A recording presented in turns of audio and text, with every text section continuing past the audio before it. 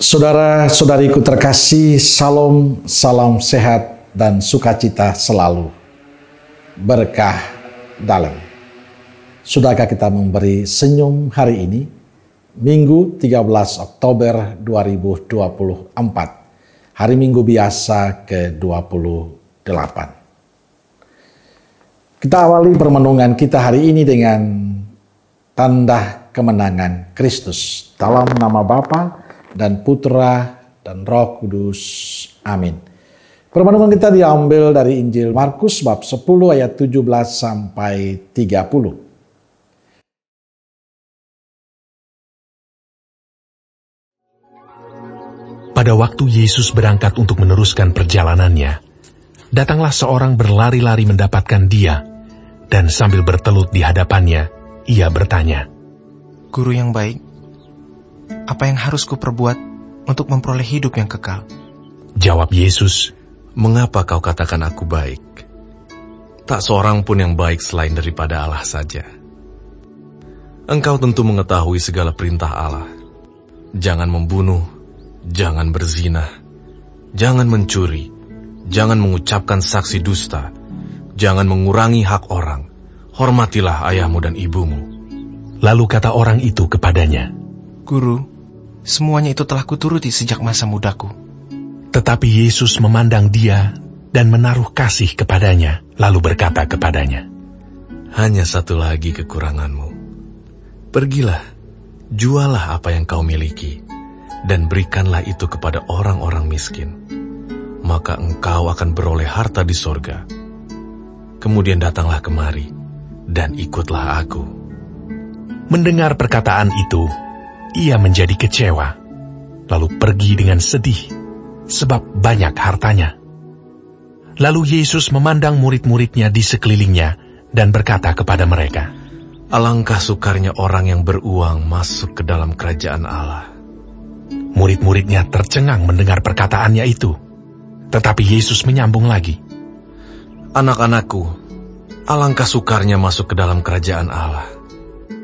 Lebih mudah seekor unta melewati lubang jarum daripada seorang kaya masuk ke dalam kerajaan Allah." Mereka makin gempar dan berkata seorang kepada yang lain, "Jika demikian, siapakah yang dapat diselamatkan?" Yesus memandang mereka dan berkata, "Bagi manusia hal itu tidak mungkin, tetapi bukan demikian bagi Allah. Sebab segala sesuatu adalah mungkin bagi Allah." Berkatalah Petrus kepada Yesus, "Kami ini telah meninggalkan segala sesuatu dan mengikut Engkau."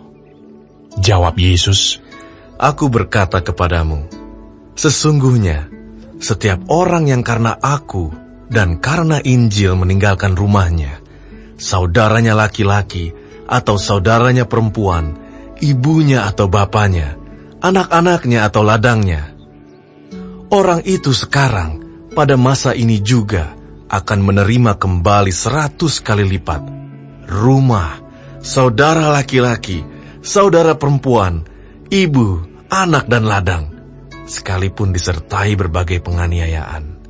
Dan pada zaman yang akan datang, ia akan menerima hidup yang kekal." Saudaraku yang terkasih, Injil bercerita tentang seorang pemuda yang datang pada Yesus dan bertanya, "Guru yang baik, apa yang harus aku perbuat untuk memperoleh hidup yang kekal?" Jawab Yesus kepadanya, "Mengapa kau katakan aku baik? Tidak seorang pun yang baik selain Allah." Selanjutnya Yesus menyampaikan beberapa syarat dan tuntutan yang perlu dilakukan pemuda itu, yakni jangan membunuh, jangan berzina, jangan mencuri, jangan mengucapkan saksi dusta, jangan mengurangi hak orang, hormatilah ayah dan ibumu. Atas semua persyaratan itu si pemuda itu menjawab, "Guru, semuanya itu telah kuturuti sejak masa mudaku." Saudaraku yang terkasih, bagi saya orang ini termasuk orang baik. Ia pantas untuk kehidupan kekal karena semua tuntutan Yesus sudah dilakukan sejak masa mudanya. Ia telah menunjukkan sebagai pengikut Yesus yang baik. Ia sebenarnya sudah boleh mengalami kehidupan kekal dan juga menjadi berkat bagi banyak orang. Tetapi jawab Yesus kepada orang muda itu, yang bagi saya menarik. Hanya satu lagi kekuranganmu. Pergilah, jualah apa yang kau miliki, dan berikanlah itu kepada orang-orang miskin. Maka engkau akan memperoleh harta di surga. Mendengar itu kata orang muda itu sangat kecewa. Ia pergi dengan sedih. Lalu kepada para muridnya Yesus berkata, anak-anakku, alangkah sukarnya masuk dalam kerajaan Allah. Lebih mudah seekor unta melewati lubang jarum daripada seorang kaya masuk ke dalam kerajaan Allah.